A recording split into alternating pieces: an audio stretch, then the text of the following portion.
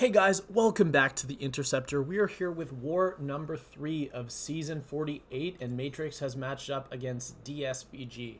We have played these guys several times recently, and it's usually a pretty close war. We've beaten them, they've beaten us, so definitely need to be on our A game, as this is an alliance that we are approximately at the same level as. They are usually also in the 11 to 20 range. So being in Masters kind of depends on winning these 50-50 wars, because you're always going to be given wars that you're going to lose because you're facing GT40 or you're facing Noon, and you always are going to be given wars that you're going to win. Like our first war, I believe, was a war that was not close. But yes, yeah, the first one was not close at all. But here we are starting out on Path 8, and we have Kate Bishop versus Photon.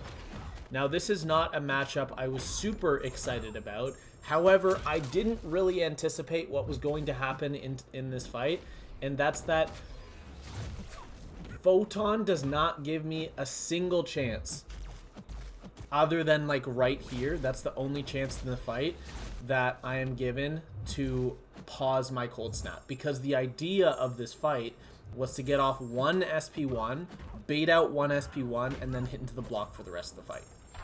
That's the idea. However, yeah, we're gonna take a little bit of damage. I didn't actually take a hit in this fight. That was all block damage. And what I did to not get hit by that SP1 during Pure Light was I blocked the first 2 hits, because it's only the last hit that's unblockable, and if you parry the unblockable hit, it doesn't become unblockable. It's not unblockable. So I just parried it, and I was fine. Had I not parried that, I probably would have died to that fight from the block damage afterwards, but we're completely fine. Today we have the team of Hood, Kate Bishop, and Silk. Hood has 2 fights, Kate Bishop has 1 fight, and Silk has 2 fights. Now, originally when I was assigned this war, all my champions had 2 fights each, and I was supposed to be on Path 4 Section 2 alone, with Kate Bishop taking Spider-Ham on the first node, because when I was originally sent my assignments, that's what it said. However, after I joined, I took a closer look at the revised assignments, and it turns out that my Path 4 was now being split, because a guy was bringing Apocalypse and Cable, and he needed to find 1 fight that he could take with Apocalypse in Section 2 to have Apocalypse able to apply a Horseman pre-fight to the boss, because there's a Photon, or sorry, not a Photon boss, there's a Bullseye boss. I'm not sure who we're using for it, but I know it's a mutant, and they want Horseman. So he did take the Spider-Ham on the first node. He soloed it completely fine. The thing is, from my perspective, had I known that I no longer had to take that Spider-Ham, I would have swapped out Kate Bishop for my rank 2 duped 7-star Mantis, who would have been a way easier counter to that Photon, and I probably would have finished with 95+% health. Didn't work out, unfortunately, because given the fact that I have to take both fights, Kate Bishop is the smarter choice than Photon, than Mantis, but that's fine. So here on Path 4 Section 2, I have this rank 3 7-star Werewolf by Night, and this isn't too hard of a fight. I have a lot of experience fighting this guy in Alliance War, because he was a very common mini-boss during the Unstoppable meta when I would use Stealthy. And I discovered through some practice duels and fighting him in war a bunch that you can dex his medium attack, because it's a double medium, and you can counter with either a light or a medium attack, as I did that a lot with Stealth Spidey in the last 2 seasons. Well, actually not the last 2 seasons, but the 2 seasons before that. And due to that, you are pretty much able to just completely counter everything he does on this node, because the whole point of him being on this node is that you are going to that he is going to go unblockable when he throws a medium attack into your block, inflicting some ruptures in combination with the heal block on the node. However, if you just never block a medium attack and you just dash or you outrange his medium and counter with a light or a medium, you kind of counter everything he does on the node. And then the only other thing I had to watch out for was the power sting. However, I just made sure that I timed my SP3 for right after I was able to remove the power sting, and that worked out really well. And yeah, we just had to go straight up to SP3, throw the SP3, do my medium, medium, medium, light, medium, light, light, light, medium, medium, striker, heavy cancel into an SP2, and that does kill it. And that's actually what we're going to go for in this fight as well. So we do have the full science power back boost on for last fight and for this fight, and this is a Mangog on the increased power gain node. Now, unfortunately, I can't beat him to a special 3 because of how crazy the power gain is. So I just use Silk's auto evade and you spam dash forward to make sure that you're able to counter the SP2, because if you stay far enough back, you'll get parried trying to counter it or intercepted. So what I did there is I let him throw one more SP1 so that I could get a medium, a few attacks off and then intercept, so that I would have more physical vulnerabilities before I threw my SP3.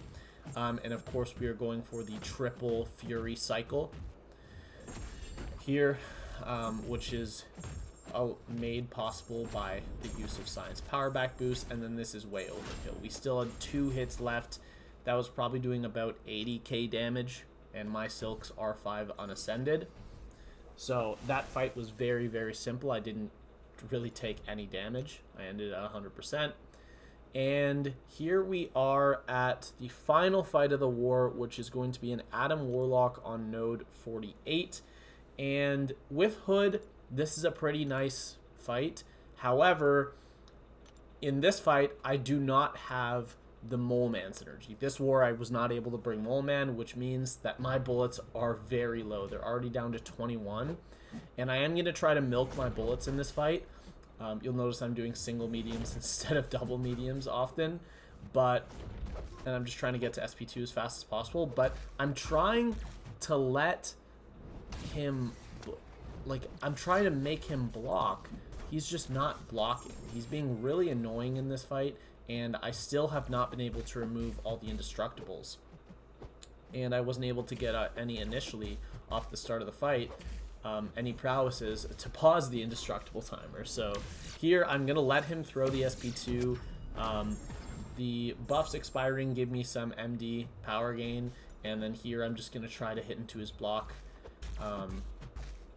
Right there, and then I throw my SP2, and at this point I really just need to hit into his block maybe 3 or 4 more times, gain a couple prowesses allowing me to pause the timer, and then throw a couple SP2s and he will be dead. Here my SP2 gets me back to an SP2, I throw it, notice I have a prowess so he won't go indestructible, and my heavy kills.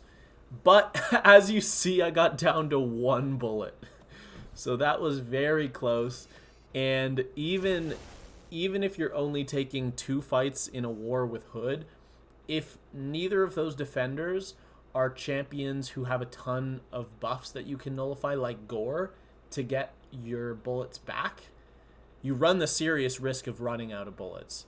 Now, of course, there are ways that you can get back your bullets without that, such as intentionally missing more hits during invisibility, and then when invisibility expires, all of your banked charges turn into bullets. But that's not exactly the safest thing to do on a tough mini boss like that. So Adam Warlock does go down. Those are all my fights. So I was originally assigned 6 fights, one of which got reassigned to the Apocalypse of the guy that was doubling Path 4. So I only had 5 fights today. A little low, but you know what? It's not awful. It's not awful. It was still a fine war. As for the results of this war, I don't know yet. It's too early in the war to tell, because the war at the time that I'm recording this has, I think, about, I want to say like 28 hours left, roughly. Maybe 20, I don't remember. Like whatever was in the recording is correct. I just simply don't remember. It was over a day. I think it was like a day and 2 hours or something when I took my fights, and I'm recording this literally the second after I took my fights. So I don't know who won. Based on deaths per fight, they are winning currently. However, we have about 4 times as much exploration as them, so that doesn't really mean anything. I don't know who's going to win. Whatever is in the description of this video is correct. And yeah, I don't know. Hopefully we win. Hopefully. But I'm now up to 2 deaths this season, both last war. And my PSR this season is at 18 fights out of 20, or 90% solo rate.